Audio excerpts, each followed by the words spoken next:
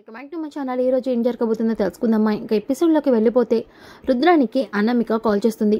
ఇక అనామిక కాల్ చేయగానే రుద్రాని, అనామిక నీ కాల్ కోసమే వెయిట్ చేస్తున్నాను, ఏమైంది, నువ్వు అనుకున్నట్టే జరిగిందా, కావ్య డిజైన్స్ వేసి ఇచ్చిందా మీకు అని అనగానే, ఆంటీ అంతా మనం అనుకున్నట్టే జరిగింది, కావ్య మా కంపెనీ పేరు తెలియక మాకు డిజైన్స్ వేసి ఇచ్చింది, ఇప్పుడు ఆ డిజైన్స్నే మేము ఎక్స్పోలో చేస్తాము అని అనగానే ఒక్కసారిగా రుద్రాని, సూపర్ అనామిక, మనం అనుకున్నట్టే అంత జరిగిందన్నమాట.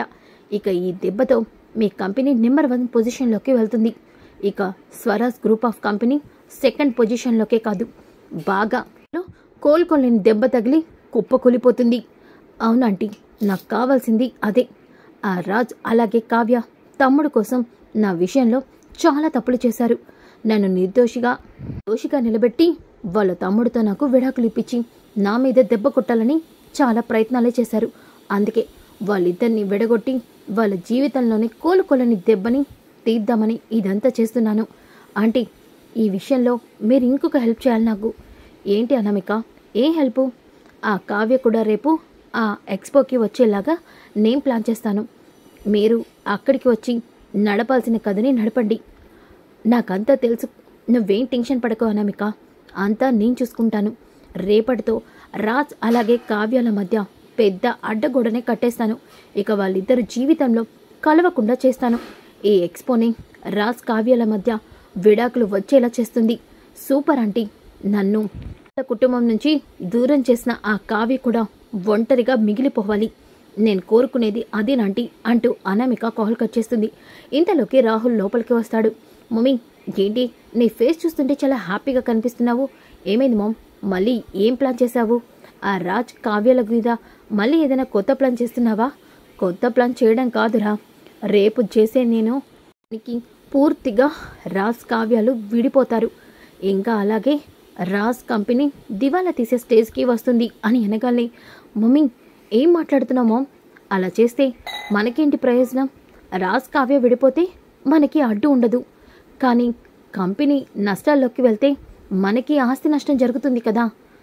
ఒరే పిచ్చోడా, ఆస్తి నష్టం ఆ రాజ్కి, మనకి కాదు. ఈ ఆస్తి మనదేమీ కాదు. నీకు దక్కని ఆస్తి వాళ్ళకి దక్కితే ఎలా ఊరుకుంటానో, అందుకే ఇలా చేసి మిగిలిన ఆస్తిని నీ పేరున రాయించుకుంటే అప్పుడు రాజ్ అలాగే ఆ అపర్ణ పొగరు బాగా తగ్గుతుంది. మమ్మీ సూపర్, కానీ ఇంతకీ నువ్వేం చేయబోతున్నావు? నేనేం చేయబోతున్నానో నీకు ఇప్పుడు చెప్పనురా, జరిగాక రేపు నేనే నీకు చెప్తాను అని అంటుంది. ఇంకా ఒక పక్కన కావ్య ఏమో భోజనం తినకుండా ఆలోచిస్తూ ఉంటుంది. అప్పుడే అక్కడికి కనకం వస్తుంది. అమ్మ కావ్య, ఏంటి అలా ఉన్నావు, దేని గురించో ఆలోచిస్తున్నట్టున్నావు, ప్లేట్లో భోజనం కూడా తరగలేదు. అది అమ్మా అని అంటూ ఉంటే ఇంతలోకి అప్పుడే కావ్యకి ఫోన్ వస్తుంది. ఇక కావ్య వెంటనే ఫోన్ తీసుకుని పక్కకి వెళ్ళిపోతుంది. ఇక కనకం ఏమైంది దీనికి అని చెప్పి అనుకుంటుంది. ఇక స్వప్న ఏమో, కావ్య ఏంటే ఇన్నిసార్లు ఫోన్ చేశావు, నేను చూసుకోలేదు, ఫోన్ సైలెంట్లో ఉంది. అక్క అది కాదు, రేపు ఎక్స్పోలో కంపెనీ నుంచి డిజైన్స్ సబ్మిట్ చేయాలి. అక్కడ ఆఫీస్లో స్టాఫ్ ఎలా వర్క్ చేస్తారో, ఎలాంటి డిజైన్స్ వేస్తారో నాకు బాగా తెలుసు. మరి ఆ డిజైన్స్ కంప్లీట్ అయ్యాయా లేదా, ఈ విషయం నేను కనుక్కుందామని కాల్ చేశాను. ఏ కావ్య, నిజంగా నువ్వు పిచ్చిదానివే. రాజ్ని ఈ ఇంటిని కాదనుకొని అక్కడికి వెళ్ళి ఇంకా ఈ కుటుంబం కోసం, ఈ ఇంటి గౌరవం కోసం ఇంకా రాజ్ గురించి ఆలోచిస్తున్నావా నువ్వు? నీకింత ప్రేమ ఉంటే అక్క, ముందు వాటి కోసం కాదు, నేను అడిగిన దానికి చెప్పు.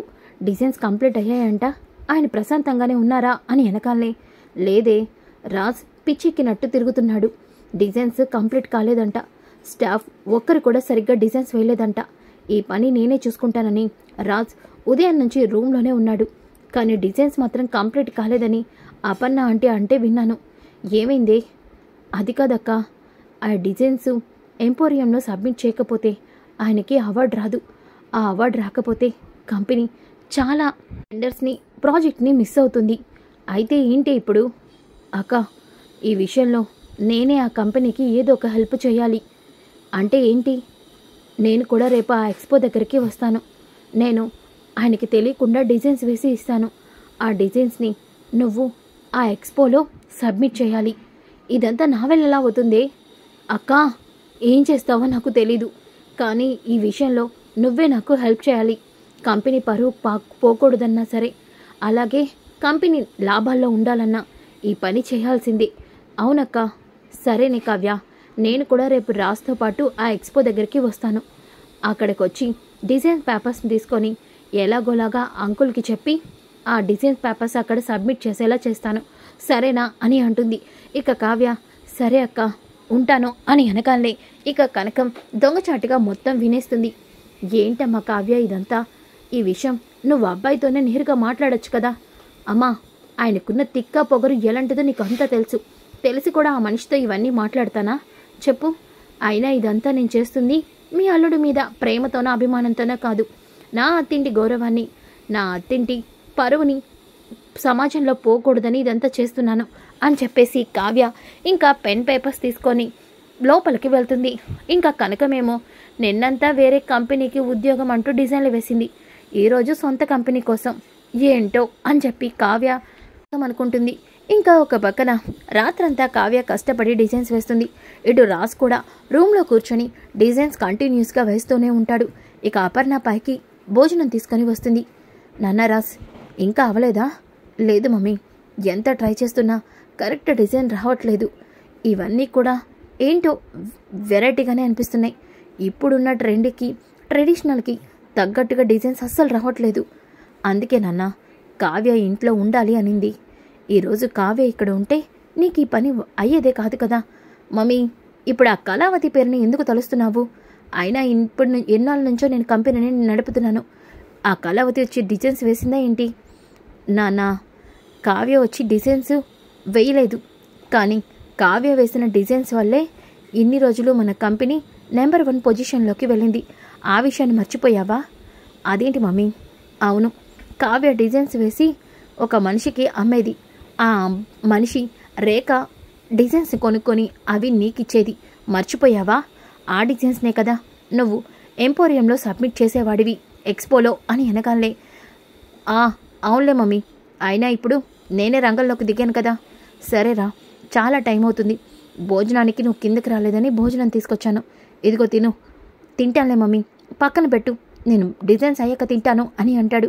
ఇక అపర్ణ వెళ్ళిపోగానే రాజ్ డిజైన్స్ వేస్తూ ఒక్కసారిగా కావ్య, ఓ తిక్క మనిషి, అలా భోజనం చేయకుండా ఇంతసేపు పనిచేస్తే గ్యాస్ వస్తుంది, అసలే మీకు ఆస్తమా, ఇవన్నీ అవసరమా అని చెప్పి కావ్య రాజ్కి భోజనం తినిపిస్తున్నట్టు రాజ్ కలగంటాడు.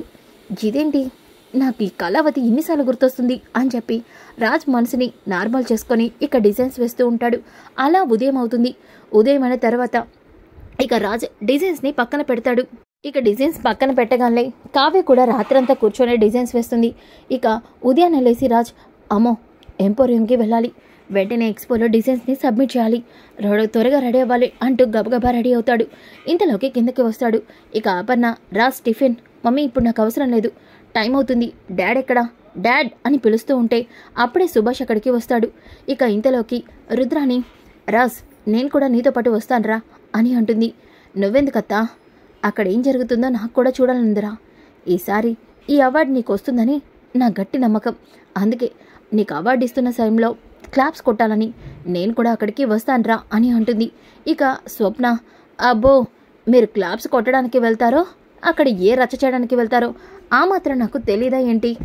అందుకే నేను కూడా వస్తాను అని వెనకాలనే, నువ్వా అని రుద్రాని అంటుంది. మీరెళ్తే నేను రాకూడదా అని వెనకాలనే ఇక సుభాష్, అమ్మ స్వప్న, ఎవరొస్తే ఏంటి, ఇప్పుడు టైం అవుతుంది, పదండి వెళ్దాం, రాజ్ బయలుదేరదామా అని వెనకాలనే ఇక రాజ్, రుద్రాని, స్వప్న, సుభాష్ నలుగురు బయలుదేరతారు. ఇక రుద్రాని, ఇదేంటి అక్కడికి వస్తుంది, కొంప తీసి దీనికి నా ప్లాన్ అర్థమైపోయిందా ఏంటి? అంతలేదులే, ఇదేన్ని చేసినా సరే అక్కడ విషయాన్ని మార్చలేదు కదా అని అనుకుంటూ ఉంటే ఇక స్వప్న, ఇదేంటి మా అత్త అక్కడికి వస్తుంది, కొంప తీసి కావ్య డిజైన్స్ ఇస్తుందన్న విషయం తెలిసిపోయిందా ఏంటి? తెలిసినా తెలియకపోయినా నేను మాత్రం ఎట్టి పరిస్థితిలోనూ కావ్య పేరు బయటికి రాకుండా చూసుకుంటాను అని చెప్పి స్వప్న మనసులో అనుకుంటుంది. ఇంకా ఒక పక్కన అనామిక, సంపత్ కూడా ఎంపోరియంకి ఎక్స్పోకి బయలుదేరతారు. ఇక ఇంతలోకి మేనేజర్ కావ్యకి కాల్ చేసి, మేడం మీరు ఎక్స్పో దగ్గరికి వచ్చండి, నేను కూడా అక్కడికి వస్తున్నాను, మనం వేసిన డిజైన్స్ సార్కి నచ్చాయంట, సార్ ఆ డిజైన్స్ని చేశారు, ఇక అలాగే మీరు అక్కడికి వచ్చాక మీ జాబ్ విషయం కూడా నేను మాట్లాడతాను అని అనగానే, అవునా సార్, సరే నేను అక్కడికే వస్తున్నాను, ఆల్రెడీ నాకు కొంచెం పనుంది అంటూ కావ్య చాలా సంతోషంగా ఉంది. ఈ డిజైన్స్ ఆయనకి ఇచ్చేసి తర్వాత జాబ్ గురించి అతనితో మాట్లాడాలి అని చెప్పేసి కావ్య కూడా ఇంకా ఆ డిజైన్స్ పేపర్స్ తీసుకొని ఎక్స్పోకి బయలుదేరుతుంది. ఇక ఈ విషయం తెలియక రాజు వాళ్ళు అలాగే కావ్య ఒకేసారి ఎక్స్పో దగ్గరికి చేరుకుంటారు. ఇక కావ్య రాజుని అలాగే స్వప్న, రుద్రాని, సుభాష్ని చూసి షాక్ అవుతుంది. వెంటనే సుభాష్, అమ్మ కావ్య ఎలా ఉన్నావమ్మా, బాగున్నావమ్మా అని అనగానే ఇక రుద్రాని, ఏంటన్నయ్యా ఏంటో అంత పరామర్శిస్తున్నావు, చూస్తూనే అర్థం కావట్లేదా? ఈ కావ్య రాజ్ మీదకి మళ్ళీ ఏదో ప్లాన్ చేస్తుందని. ప్లాన్లు అవి నీకంత తెలిసినంత మాత్రాన నా చెల్లికి తెలియదులే, అందుకే అది అలా ఉంది అని అనగానే ఇక కావ్యం చూసి రుద్రాని, ఏంటి పదే పదే రాజ్కి కంటికి కనిపిస్తూ ఉంటే రాజ్ మనసు మార్చుకొని నిన్ను ఇంటికి తీసుకొచ్చేస్తాడని ఇలా ప్లాన్ చేసి కావాలని ఇక్కడికి వచ్చావా? అంతేకాని ప్లాన్ అని అనగానే, రుద్రాణి గారు మీరుండగా అది అంత ఈజీగా ఎలా అవుతుంది? ఆ మాత్రం నాకు తెలీదా ఏంటి? కాపురాలు చెడగొట్టే మీరు ఆయన పక్కన తిరుగుతూ ఉంటే కాపురాలు ఎలా చక్కబడతాయి? ఆ మాత్రం నాకు తెలీదా అని అంటుంది. ఇక రుద్రాణి, ఏ కావ్య, మా చెల్లి కాబట్టి నోటితో సమాధానం చెప్పింది, ఇంకా మా చెల్లినేమైనా అన్నావనుకో నా చేతితో ఇక్కడ అందరి ముందు సమాధానం చెప్తాను అని స్వప్న అనగానే ఇక సుభాషు, రుద్రాణి కాసేపు కూడా ప్రశాంతంగా ఉండవా? ఇక్కడికి ఎందుకు వచ్చాం? ఏం చేస్తున్నావు నువ్వు? అత్త గొడవలదు, ముందు లోపలికి వెళ్దాం పదండి అని చెప్పేసి ఇక వీళ్ళు లోపలికి వెళ్తూ ఉంటే స్వప్న అలాగే కావ్య ఇద్దరు సైగలు చేసుకుంటారు. ఇంతలోకి సంపత్, అనామిక ఇద్దరు కూడా రాజ్కి ఎదురుపడతారు. ఒక్కసారిగా అనామికని చూసి షాక్ అయిపోతారు. ఇక సంపత్, హాయ్ రాజ్, ఎప్పుడొచ్చావు? ఇప్పుడే వస్తున్నట్టున్నావుగా. ఎలాగో నువ్వు ఓటమితోనే వెనుతిరగాల్సి వస్తుంది. ఈ ఒక్కరోజుతో నీ కథ మారిపోతుంది రాజ్.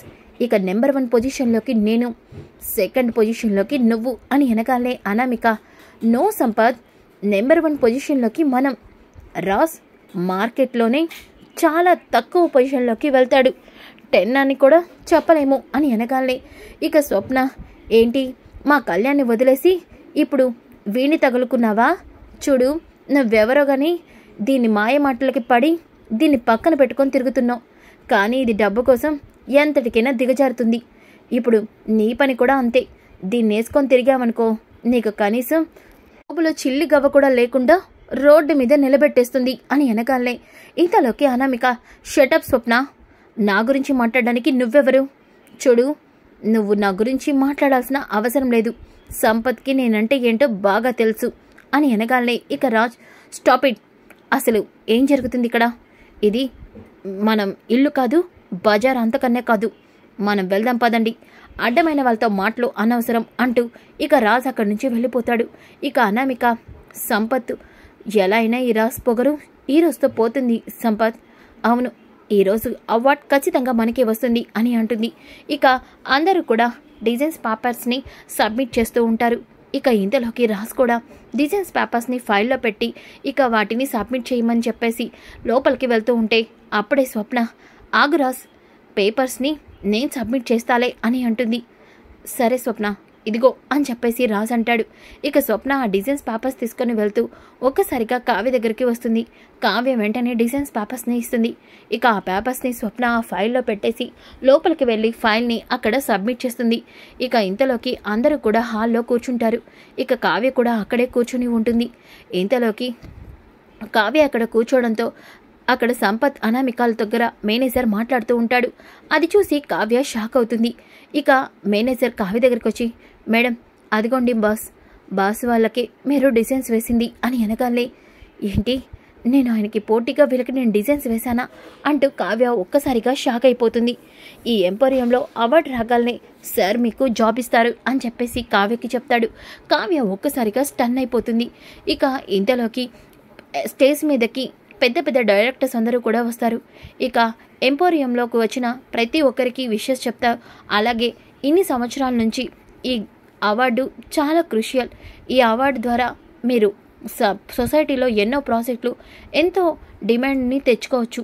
అలాంటి ఈ ప్రెస్టీజియస్ అవార్డు ఎప్పటి నుంచో 10 ఏళ్ల నుంచి స్వరాజ్ గ్రూప్ ఆఫ్ కంపెనీకి వస్తుంది. అయితే ఈసారి పోటీ చాలా గట్టిగా ఉంది. అవును, ఈ పోటీలో ఈ అవార్డు ఎవరికి వస్తుందన్నది చాలా సస్పెన్సింగ్గా మారింది. ఎందుకంటే ఒక్కొక్కరి డిజైన్స్ అంత అద్భుతంగా ఉన్నాయి. లాస్ట్లో ఇద్దరి డిజైన్స్ అయితే ఎవరికి ఫస్ట్ ఈ అవార్డు ఇవ్వాలో మేము కూడా జడ్జ్ చేయలేకపోతున్నాం, అంత ఇదిగా ఉన్నాయి అని వెనకాలనే కావ్య టెన్షన్ పడుతుంది. ఆ రెండు నేనే వేశాను, అందుకే అలా ఉంది. ఇప్పుడు అవార్డు ఆయనకు వస్తుందా లేదంటే అనామిక వాళ్ళకి వెళ్తుందా? దేవుడా, అలా జరగకూడదు అంటూ కావ్య టెన్షన్ పడుతూ ఉంటే ఇక సంపత్, ఏంటనామిక ఈసారి అవార్డు ఖచ్చితంగా మనకే వస్తుందనుకుంటే ఆ జడ్జెస్ ఏంటి అలా మాట్లాడుతున్నారు? సంపత్, రాజ్కంత సీన్ లేదు. రాజ్ వేసే డిజైన్స్ అద్భుతంగా ఉండొచ్చేమో, కానీ కావ్య అంటే గొప్పగా అయితే ఉండవు. అవును, చూస్తావు కదా, ఈరోజు అవార్డు మనకే అని అంటుంది. ఇంతలోకి అప్పుడే స్టేజ్ మీద అవార్డులో ఈరోజు అవార్డు గెలుచుకుంది Swaraj group of company MD అయిన రాజ్ అని వెనకాలే ఒక్కసారిగా రాజ్ చాలా సంతోషపడతాడు. ఇక వెనక ఉన్న కావ్యని వైపు చాలా గర్వంగా చూస్తూ ఉంటాడు. ఇంతలోకి రాజ్ని స్టేజ్ మీదకి పిలుస్తారు. రాజ్ని చాలా గొప్పగా పొగుడుతూ ఇక డిజైన్స్ గురించి చెప్తూ ఉంటే ఇంతలోకి సుభాష్, ఇంత గొప్పగా డిజైన్స్ వేసింది మా రాజ్ కాదు, మా రాజ్ వెనక ఉండి నడిపించిన నా కోడలు కావ్య అని అంటాడు. ఒక్కసారిగా అందరూ షాక్ అవుతారు. ఇక రాజ్ అలాగే ఆశ్చర్యపోతూ ఉంటాడు. అవును, ఈ డిజైన్స్ వేసిన నా కోడలు కావ్య కూడా ఈ అవార్డు తీసుకోవాలని నేను ప్రత్యేకంగా కోరుకుంటున్నా. అందుకే నా కోడలు నా కొడుకు ఇద్దరికి ఈ అవార్డు ఇవ్వండి అని అంటాడు. ఇక రుద్రాని, ఏంటన్నయ్య కష్టపడి వాడేస్తే అని అంటూ ఉంటే ఇక స్వప్న, కష్టపడి రాజ్కి అది వేసింది నా చెల్లి, ఆ డిజైన్స్ వేసింది నా చెల్లి అని అంటుంది.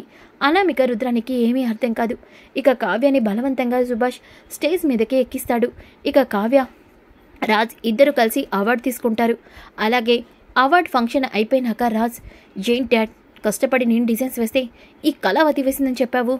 రాజ్, నేను చెప్పింది నిజం, ఆ డిజైన్స్ కావ్యనే వేసింది. వాట్ అని వెనకాలనే, ఒకసారి ఎక్స్పోలో ఉన్న డిజైన్స్ని చూడు, అవి నీకే అర్థమవుతుంది అని వెనకాలనే రాజ్ ఇంకా ఎక్స్పోలో డిజైన్స్ చూస్తే కావ్య వేసిన డిజైన్స్.